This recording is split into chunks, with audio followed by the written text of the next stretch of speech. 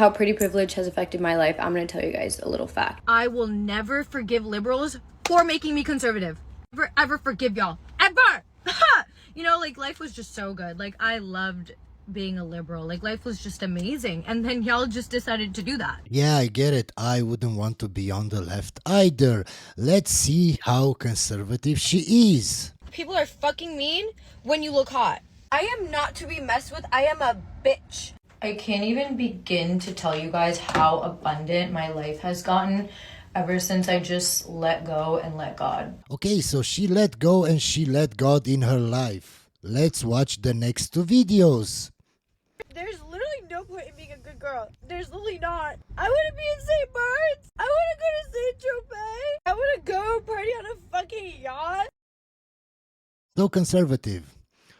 Now here she is at a party, and in case you don't recognize that guy, that's Justin Bieber. I hate boring people. I hate him so much. I'm like, ooh, you don't do a backflip, you don't do something, if you don't like give me something, I might just crash out. Cause like I literally can't do it. I literally am driven mad. So she's a conservative, but she doesn't like boring men. I hate when broke men try to talk to me. Oh, I'm crashing out. I'm crashing out. You don't think I'm special. You really don't. Because if you did, you would not talk to me. You would lock in. Okay, something you're clearly unfamiliar with. You would understand that I deserve gardens. I deserve a princess carriage, a princess castle, and some caviar.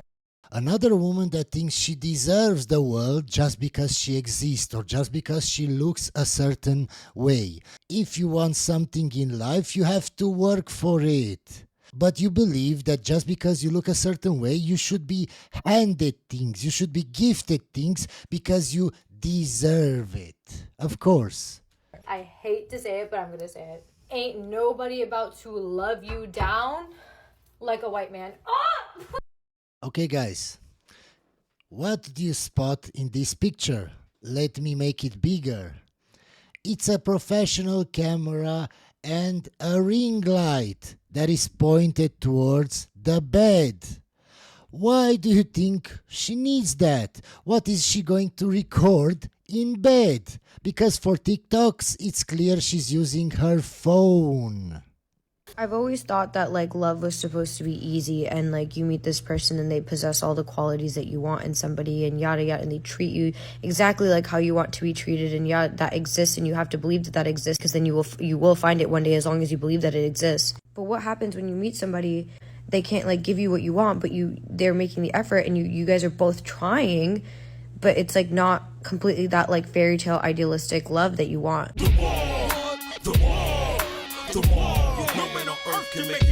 Up next, guys, I'm going to react to a video that I thought was very fitting right now. And if you enjoy my videos, guys, please subscribe and turn on the notifications so you don't miss any of my videos. Well, the science is in and it confirms everything we've been telling you for years. Women who adhere to left-wing beliefs are more likely to be, and there's no nice way of putting this, ugly. The study looked at over 3,300 people's faces to determine if there's any connection between political views and physical attractiveness. Turns out there is. For females, high attractiveness scores were found among those the model identified as likely to be conservative. The authors found that less attractive and more contemptuous women are more likely to be left-leaning, correlating with the contention that many who embrace left-wing beliefs also exhibit the appearance and mannerisms of, well, spiteful mutants. The study found that displaying a happy expression is associated with being conservative both among men and women. This explains the trend of many leftists gravitating towards the warm embrace of movements like body positivity and feminism, but more broadly the aesthetic of ugliness in general, manifested in things like modernist art and brutalist architecture, because they personally identify with the vulgar, the bleak and the depressing. Vittorio on X provided an additional laundry list of reasons why unattractive women are more likely to be leftists. Attractive women tend to have more mating options. They're more likely to pair with dominant high-status men who don't need the group to feel safe. Yeah, guys, and it's not only with women, it's the same thing with men, and I've shown you in the past studies that suggest that men on the left have lower testosterone. That's why they act like simps. That's why they act like betas. Those men tend to be conservative. The women follow their mate's worldview, family, tradition, hierarchy. Less attractive women face worse odds in the mating market. They're more likely to end up single or with lower status, weak men. These women can't rely on male protection or provision in the same way, so they turn to the collective and the group. Liberal politics promises exactly what vulnerable and weak people want: safety, resources, inclusion, protection from the group. Even if it means sacrificing individual liberty or merit, it's the politics of security and weakness over strength. Bingo! There are also outliers, as evidenced in numerous viral examples of women who start off looking quite attractive, but after being infected by the woke mind virus, undergo dramatic transformation. Yeah, usually this starts in college, guys. We can only conclude, therefore, that leftism is so destructive. Not only does it attract bitter, vindictive, and ugly people, but it can literally create them. As the old passage from Roald Dahl's The Twits reminds us, if a person has ugly thoughts, it begins to show on the face. When a man speaks, you close your ears and you do not listen. What you do instead, you watch his actions. I just saw a video that said the reason why men mistake kindness and politeness for flirting is because they would never be kind or they would never be polite to someone that they weren't attracted to. No, ma'am, it's because unlike you, unlike women, nobody is kind to us. Nobody is polite to us. So if a woman goes out of her way to be kind or polite, yes, many men will confuse that with she being flirty. Would you say it's cheating if you're in a relationship, but a guy that has a crush on you buys you gifts? Yeah. Yes. So you wouldn't accept it? I would. You would? I probably would. But I think it's still cheating because it's the intent of it. If you're in a relationship, would you let someone fly you out? Absolutely. While in a relationship? Yeah. What about your man? How do you think he'll feel about that? Him. If somebody flies me out, period, I'm out. And the sad part is that I can bet some guy will still make this woman his girlfriend. I only live once. I'm a Pisces.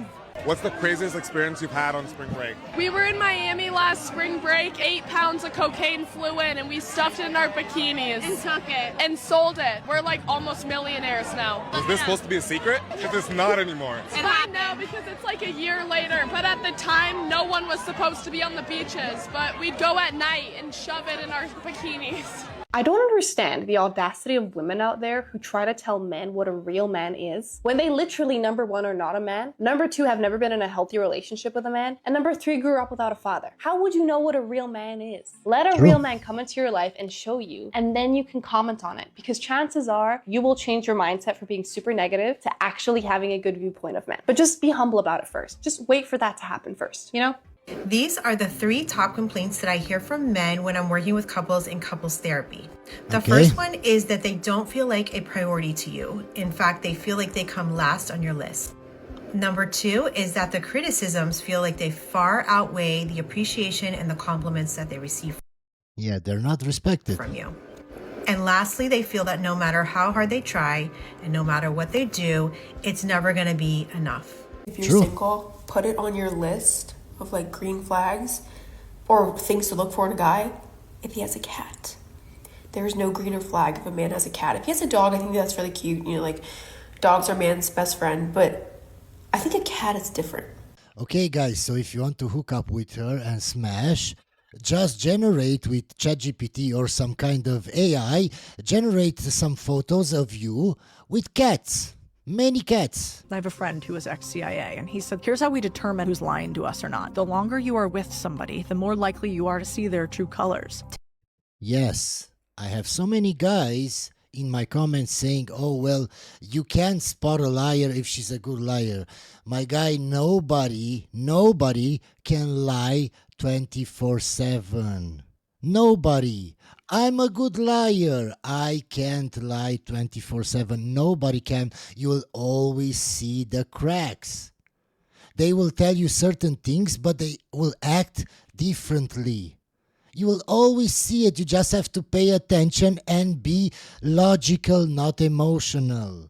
The problem is that so many guys fall in love and then ignore all the red flags, ignore all the signs. Typically, when people lie to you, they don't like you or respect you. And so passive-aggressive comments typically means deep inside, they actually don't have a lot of respect for you. It's the same thing with dating. Like in the beginning, you can pretend to be anybody. But if you spend more and more time with somebody, the more tired they get, the more rundown they get, the more life hits them in the face, you're going to see who you're actually with. Yeah. And so that's why my dad always said, tell the truth, it's easier to remember. And it's always funny when I hear guys saying that they've been in a relationship for 2 years, 3 years, and then they got married and they saw no red flags. I can spot red flags in a video in 30 seconds, but you can't with the woman that you're with 24/7. You can't in 2 years, in 3 years. That's your fault, my guy. Or the expectations of young women from young men are very, very high, yet they want equality. And these young men are going, hang on a second, equality is equality. That means we pay 50-50 kind of thing. But then the women are like, hang on a second, no, so no, we want you to pay because you're the man. So we want you to be strong. And in my opinion, if a man does not pay on the date, it's not a date. I think I've been on like 100 dates since my last relationship. My name is Pip. I'm 24 and I'm a financial analyst in New York City. It doesn't matter, ma'am. You're a financial analyst. I'm sure you have a degree, a fancy degree. You still have low IQ. How? You've been on 100 dates and you're still single. At what point do you decide that maybe, just maybe, you're the common denominator? And maybe, just maybe, you don't know how to pick the right kinds of guys? When? When does that happen? My last relationship was 4 years ago. It ended because he graduated college and I think we were also just like, I don't know, not getting along anymore. But since then I've been dating in the city. I'm looking for the right person to like start building a life together with. I'm in a phase of my life where I'm exploring being Desi and what that means to me, and it's like kind of nice to share that with someone who's so close to me. As of right now, like it's very important to me to date Desi people. A lot of single guys are doing nowadays, and single girls for that matter, is and I'm one of them, but we have dogs. I know. Right? So we've kind of created this thing where it makes us go outside. It makes us kind of socialize. People stop you in the street if you have a cute dog. Like, right? Yes. So you're actually meeting people because of your dogs now. Thank God. Like this is, something that's positive. But like, yeah, like I think that's what a lot of people do. But also then that means a lot of people, single people, are going home early because they have to like go take care of their animal. If you're in a relationship, someone tries to get your phone number, but you give them your Instagram instead, would that be considered cheating? No. Why do you say no? You're not doing anything wrong if you have good intentions. But he doesn't have good intentions. He's asking you for your phone number because he wants to smash, because he wants to hook up, because he wants maybe to be in a relationship with you. I don't know. But he doesn't have good intentions. And if you reciprocate, it doesn't matter if it's with your Instagram or your phone number, that's cheating because you're in a relationship, ma'am. You shouldn't even pay attention to him. You should say, I have a boyfriend, and go your own way, ma'am. If he slides in your DM after, if you message him back, would that be considered cheating? It depends what you do with it, but that's not a very good sign. If someone was trying to get your phone number, don't you think that means they're like interested in getting to be more with you? Yep. And by giving them your Instagram, isn't that giving them sort of like a way to communicate? Yeah. Yeah. I guess so. It just depends if you answer the DM or not. It doesn't matter, ma'am. It's the intention. If you didn't care about that guy, you would have told him you have a boyfriend. It's the intention. You're leaving your options open just in case you break up with your boyfriend.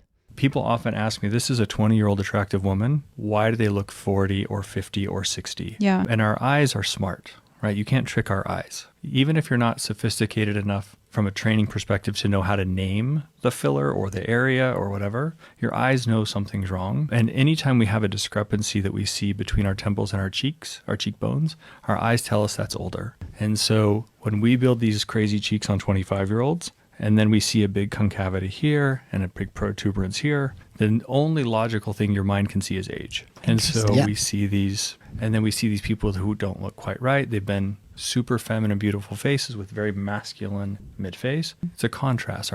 Yeah, and the duck lips and all of that. Our mind's like, I don't know what's wrong, but something is. Women like to be pursued. Men, I think, like to feel like they're earning a woman. Women like to be pursued? Yeah. I think that a lot of that comes from insecurity. Not you particularly, but I think that women like that idea of being pursued. You're just going to get a silent predator if you continue pursuing. No, that's the stupidest thing I've ever heard in my life. I know a lot of you guys will like that women come up to you and ask for your phone number, but that's not a feminine thing. Women that are feminine are shy. They wouldn't do that.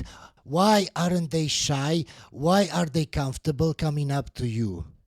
Let me tell you why. Because they've done that so many times. Because they feel comfortable around men. Because they've dealt with many men. That's when they don't feel shy. Now, of course, there are exceptions. There will always be exceptions. I'm talking about in general. There are so many men that are too shy to go up to a woman and talk to her because maybe they don't have so much experience. But she, as a woman, isn't shy to come up to you. Why do you think that is? And think about this, guys. If she's not shy and she's used to coming up to guys to ask for their phone number, the guys won't refuse her. The guys will sleep with her instantly. So probably she has a high body count. Why would you want a woman to come up to you? It's not logical. You want a feminine, shy, submissive woman. You want her to be an introvert, not an extrovert. Because if she's an extrovert, she likes to party. She likes to be the center of attention. She likes to hang out with guys. She has no problem talking to guys. That's what you don't get. For you, it's so easy. I want a woman to come up to me. But you don't understand the psychology behind that. I do. 30-year-old teacher allegedly carried on an affair with a 15-year-old student. The teen's mom says she discovered these lurid text messages on his cell phone. I love you so much, Mama. I love you so much, baby. Even though this morning was short, it was perfect. Christina Formella got married last year in Italy, months after the alleged tryst with the student had begun. The teacher is now on paid leave from Downers Grove South High School outside Chicago. And just think, guys, how much of a simp her boyfriend, her husband is. How come you as a guy don't see those messages that she has with that boy? How? How is she hiding this from you? It's because guys are ignorant in relationships. I don't understand how she could have messages with another guy and you not seeing how do you not have access to her phone all the time? How? My fingerprint is on my girlfriend's phone. I can unlock it whenever I want. I don't because I trust her, but if I want to, I can unlock it anytime, guys. We are heartbroken for the victim and also for the hundreds of students, staff, and family who trusted this teacher and feel betrayed by this terrible situation. She says she's done nothing wrong and is being framed and blackmailed by the student.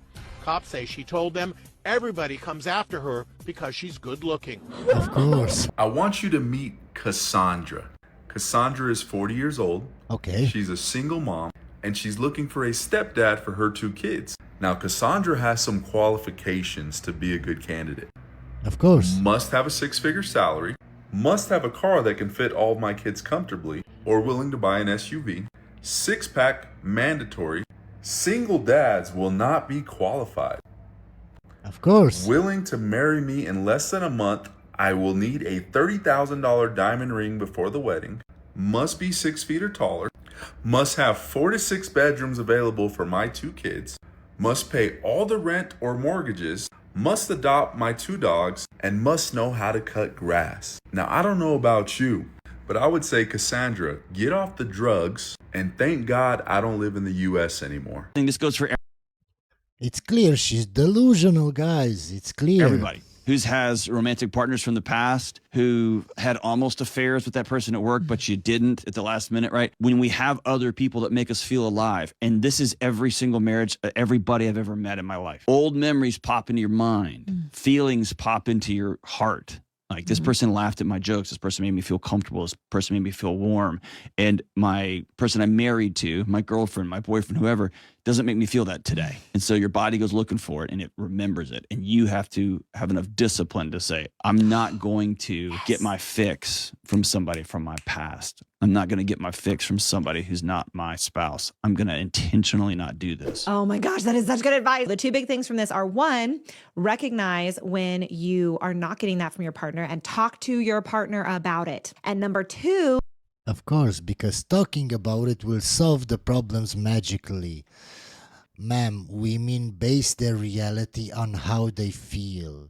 Just because you talk to them won't change their feelings. If they feel that you don't pay attention to them, that's their reality, even if you do pay attention to her.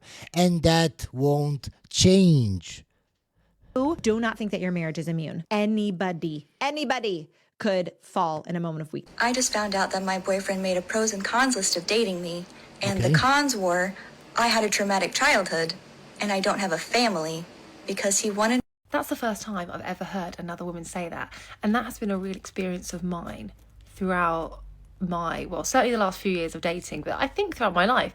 Now, I don't bring up any childhood stuff in early dating because that's a bit oversharey for me. But naturally, throughout early dating, dates 1, 2, 3, 4, people ask about your family. They ask about your mum and dad or blah, blah. So I can't lie. So I say I don't have one. And then obviously questions about Christmas and stuff come up. And there have been times when men have ended it with me in a nice message afterwards, like, oh, I just can't see this being a relationship, etc. And I've said to friends, I think it's because I don't have a family. I think we had this conversation, he was a bit weird about it, and my friends have been a little bit dismissive, like no, and I'm sure they're just trying to. Are you sure 100% it's because you don't have a family? Have you asked those guys? No, you just assume it's because of that, ma'am. Maybe it's because they've seen other red flags that you don't even know you have, ma'am. To make me feel good, but I think it's a really big thing. They're very Check this grateful out. that things weren't any worse. As far as the damage goes this morning, what you're seeing is actually a dog coming into our live shot. I think it's She actually thinks that's a dog, guys. a dog. I'm not sure. But anyway, there's some sort of creature below me. And really all that's been affected is what's supposed to be a road right below my feet. And Yeah, it's definitely a dog. it's just basically covered in mud. But other than that, there's not much damage. Hope you enjoyed this video, guys, and I'll see you on the next one.